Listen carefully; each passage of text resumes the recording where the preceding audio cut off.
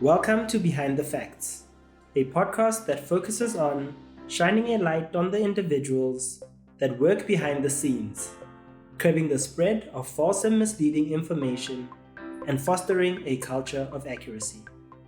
I am your host, Tipe Mailan.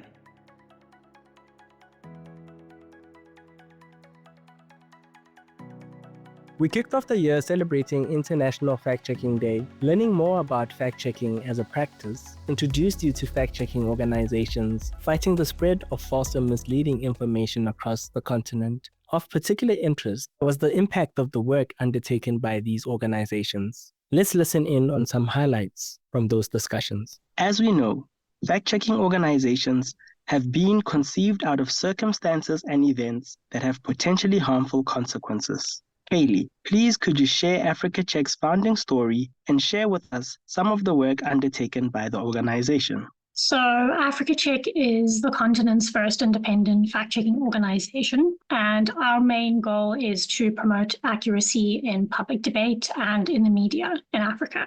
And we do this through a number of ways, but mainly through verifying the accuracy of information in the public domain. We also equip others with fact-checking skills through media literacy projects and training. Our origin story is indeed born out of the recognition that false information can do real-life harm. We were founded in 2012 by Peter Cunliffe-Jones, who at the time worked as the Nigeria bureau chief for AFP. And he really witnessed firsthand the dangers of misinformation in the country, specifically when it came to polio. So it was around the early 2000s when polio was on the verge of being eradicated in Nigeria. But in the early 2002 and 2003 years, there began to be rumors about the polio vaccine spreading across the northern parts of the country. So what followed from this was a surge in new cases, not just in northern Nigeria, but also in other parts of the country, such that by 2006, from polio being on the verge of eradication, cases surged to over 1,000 diagnosed polio cases. So I think the story really demonstrates how devastating it is when false claims enter the public discourse. And it led to this recognition or realizing the need for a fact-checking organization that could actually address some of these harmful claims. This event could have been avoided if those that were communicating and sharing this information had based their claims on credible and evidence-based data. On the back of that, Silas, I am certain Dubawa has similar roots. Please could you share the origin story that gave rise to Dubawa and the work that you do? Well, thank you very much, Tipe. Yes, interesting story the Africa Fact Check has, and quite similar with ours. Although, yes, you know that Dubawa is the first independent fact-checking platform in Nigeria, and it came at a time when most political office holders were not taking accountability of what they say or what they claim to say. So a very prominent politician was speaking at the United Nations, and he said that tertiary institutions in Nigeria were no longer using power, electricity that is powered by dam, that's by water. That now Nigeria is promoting solar energy, and all tertiary institutions in Nigeria are now transiting to solar energy, and 7 are even actively using that. Sounds good while he was speaking it, but it turns out that all was a lie, and that sort of made us wanted to start looking at, is this something that politicians do all the time, where they misquote figures, twist the data just to suit the conversation to themselves? And we found out that this happens a lot, and this sort of led to having the Duba platform. Duba is an Hausa word, prominent language in Nigeria, which means to check. So it came out of the bond to put those in power accountable to what they say, and that became the starting point. So this is just our story in summary. Rukia, there definitely is a need for a younger voice in the field of work, and it would be great to know and find out what the Debunk's origin story is and what is some of the work that you do there. Well, I think it's quite linked to each and every other person on right now. But to be very particular, the Bank Media Initiative was formed by young graduates. Some of us had graduated from university, but then some of our colleagues were still in university, and by the time we began, we were all just fresh from school. And it was born out of the urge to fact-check health misinformation and disinformation. So we were very lucky during COVID. I think at the early stage of COVID-19, we were trained by Africa Check. So our story began with Africa Check, trained us in fact-checking, and then we were thinking, oh, why don't we just really go ahead and start fact-checking in Uganda? We began by actually identifying that the young people are more interested in visuals.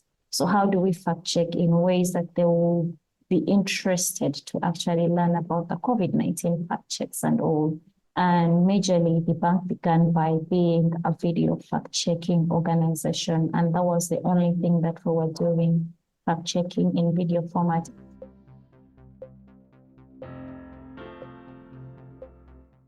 Significantly, there were a number of major elections that took place on the continent and globally. And as research, anecdotal evidence, and the lived experience of fact-checkers have shown, elections create a fertile environment for false and misleading information to spread. And so, we set out to seek clarity on this issue. This took us on a journey where we engaged fact-checkers on their experience and advice in relation to better informing public debate and countering false claims and narratives, including bringing you behind-the-scenes coverage of the South African Elections Coalition, which was formed ahead of the South African national election. Let's take a moment to reflect on some of the key insights from those discussions. Africa Check has been covering elections on the continent since 2012, and we have come to expect the spike in mis and disinformation that usually occurs around this time. The sheer volume is more than any one organization can handle on their own. And so on an ad hoc basis, we have long partnered with social media platforms, civil society, media houses to combat election misinformation together. But in recent years, we have entered into more formal coalition agreements with a wider group of partners and with very specific goals in mind. Now, these election coalitions look different in every country, of course, depending on the media landscape and the context. In South Africa, we knew that we wanted a very diverse range of stakeholders to come on board ahead of what was a really pivotal election. We heard analysts warn for months ahead of the vote that there would be a major reshaping of the political landscape. And I think to an extent, this uncertainty created fertile ground for false information to really flourish. And of course, we know now that this was exploited to do things like attack the credibility of the IEC. And it was in this context that this group of civil society organizations and media organizations began working together in the run-up to the South African election. The ultimate goal was to ensure that people had access to accurate information so that when they went to the voting booth on the 29th of May, they could make an informed decision. We spoke to Nomshado Lubisi from Media Monitoring Africa on the role they played in the coalition. Here's the conversation. Hi, Nomshado. Hi. It's a pleasure to have you join us today for today's episode of Behind the Facts. And we just want to find out for our audiences, how does Media Monitoring Africa come to be part of the coalition? What role is it that Media Monitoring Africa played? So in 2019, we launched a platform called Wheel for One together with the IEC, which in basis was a platform which allowed South African citizens to be able to submit online harm complaints that they come across. And obviously this platform is really coming in the gap where we have localization issues on platform reporting, such as language, which the platform obviously allows for. And together as well with that speedily reaction to these narratives in a very chaotic period such as elections.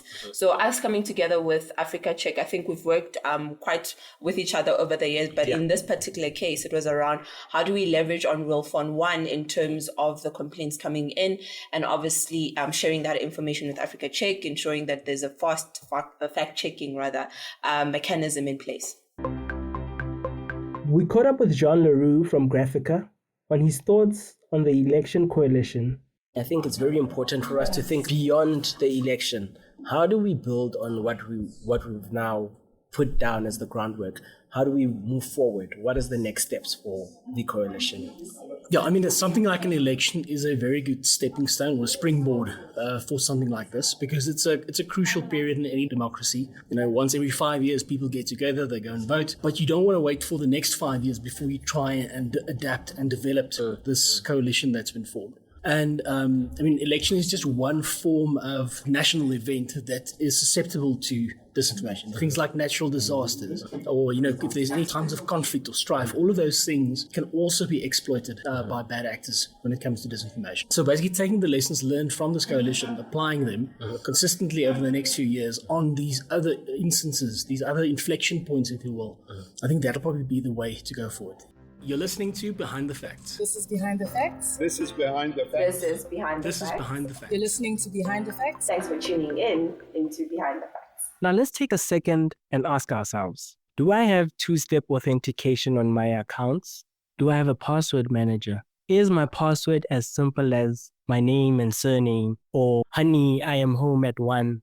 If you answered yes to the first two and think you're excluded because you believe your password is unbreakable, then our episode on online and digital security is just for you. Here's why it matters. Online security entails quite a broad spectrum of elements. When we talk about safety and security, you want to avoid losing your data or important information that might be on your mobile phone or your laptop. You want to protect your electronic devices from malware, such as viruses. You want to protect yourself from falling for scams that might end up costing you a lot of money. And you also want to make sure that no one can access your email, your accounts, or your apps, especially apps like banking apps, for example. Then there's also the aspect of privacy, knowing how to hide your location when it's necessary, how to make sure that your social media accounts aren't open to anyone and everyone to see your personal information, making sure that you don't share personal information like your home address or the school your children go to, or anything that can compromise you, your family, or sometimes even your colleagues' safety. We often don't realize just how much information about ourselves is out there for anyone to see if we're not careful. So a good tip that I can give the listeners today is to Google yourself to see what others can find out about you online. And sometimes you'll be surprised about how much information is out there. That's quite interesting that you mentioned them possibly Googling themselves and seeing what is out there, because I think a lot of people don't realize, like you've mentioned, the emails. Your emails have a lot of personal information in there, even if it's a spam mail. So if we're looking at scenarios, let's say, for instance, somebody doesn't really get what we're talking about, and let's say the email is hacked. What is the importance of ensuring that you have the necessary security in place? So keeping your email accounts safe is vital. It's difficult to pinpoint one sort of worst case scenario, but one of the worst is probably that you can fall victim to identity theft if somebody hacks your email account. If a hacker has access to your email, they may get enough information so that they can impersonate you and basically commit identity theft. So they can, for instance, open a fraudulent credit account in your name using your personal details and leave you with the bill. So that's one of the worst things that can happen. Other things that scammers can do, if they hacked your email address, they could impersonate you and send emails to your contacts and scam your contacts, as your contacts are likely to trust emails sent from your account. They could possibly gain access to your other accounts should you, for example, receive verification codes for accessing your other accounts in your inbox. So they might not have your password for those other accounts, but they can actually get a code to access those accounts in your inbox. They could also possibly blackmail you. If someone can read your emails, they could threaten to expose sensitive or embarrassing information about you unless you pay them or do something they request. And even if your email has not been hacked, we should still be very wary of, say, for instance, phishing emails. So what happens with these is that people send you, or someone sends you an email. It might appear to be from a legitimate source, but they are scams. And what they want you to do is either to click on a link or download a malicious attachment.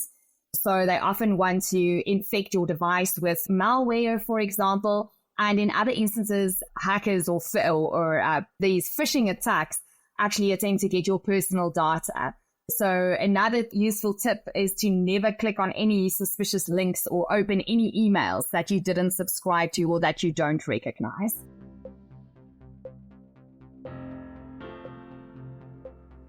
The use of artificial intelligence and machine learning tools in our daily lives is seeing increased adoption. However, these tools have the potential to do as much good as they do harm. We sought to understand the role of artificial intelligence in accurate news reporting, including how these tools can be used to tackle the spread of false and misleading information. Here's a recap of that conversation. My name is Catherine Adeniyi, and you're listening to Behind the Facts. Catherine, let's get into some of the advantages of using these AI tools. What would you say some of those are? I would say that AI has its own benefits, and of course, it has its own downsides. And if you want to talk about the benefits of using AI, especially for journalists and fact checkers, we'll talk about these two helping us scan lots of content online and cross-checking it against verified sources, or even helping us spot these claims before they go viral. An example I'll make for Africa Check, we use this full fact AI tool that helps us, scan a lot of content on blogs, news websites, and in fact on some social media platforms, and helps us pick out things that might likely be false that we can actually check. So this is one benefit that AI is doing for fact checkers and journalists. Another thing is content filtering, for platforms like Facebook or Twitter or other social media platforms. AI can help us, pick out posts that might likely contain false or misleading information that we can check. And this can help, stem down the spread of this particular content. And to also add that for these platforms, when even posts are flagged as false and maybe checked by fact checkers, the AI tool goes ahead to help us put a link on those posts to show people who are coming across the post or potential readers that, look, some people have checked this particular information and they think that it might likely be false or is false, and then it puts a link to the reports that was written, the fact check that was written regarding that particular information for the readers to actually go through and decide for themselves if they want to proceed with that information or not. So these are some of the benefits that AI has also helped us to do as fact checkers and journalists. With the good comes the bad in most cases. Let's look at some of the disadvantages of AI. The major downside for the information industry would be the creation of misinformation. AI can be used to create convincing fake content such as deepfakes or even fake news articles. And, a lot of people are out there using these tools to manipulate the people and to manipulate the kind of information that people have access to. Another downside would be bias. These AI tools are trained using data, and when these tools are trained using biased data or data that are incorrect, it can unintentionally spread misinformation. For instance, if AI assumes that a particular source is always correct, it might flag or suppress valid content from even other credible sources. Another thing I'll touch on is over-reliance on AI. People might begin to rely too much on AI to dictate misinformation, and this might reduce what we call critical thinking. AI isn't perfect as we know it for now, and it definitely can miss a lot of things, because if you interact with some of these tools, they will tell you that you should try to cross-check the information provided to be sure that it's correct, because they can also make mistakes. So just because AI says something is true or false does not mean we shouldn't question it ourselves. So these are some of the downsides I can think of about using AI. What a year it has been, and wouldn't have been possible without your support. We encourage you to send through your ideas and suggestions for the show via WhatsApp on +27 73 74 97 875. You can also email us on info@africacheck.org. And remember to like, share, and subscribe. Until 2025, a joyous festive season and prosperous new year. We look forward to bringing you more in-depth discussions on key issues with experts, researchers, and fact-checkers. I have been your host, Tipe Mailane, and this is Behind the Facts.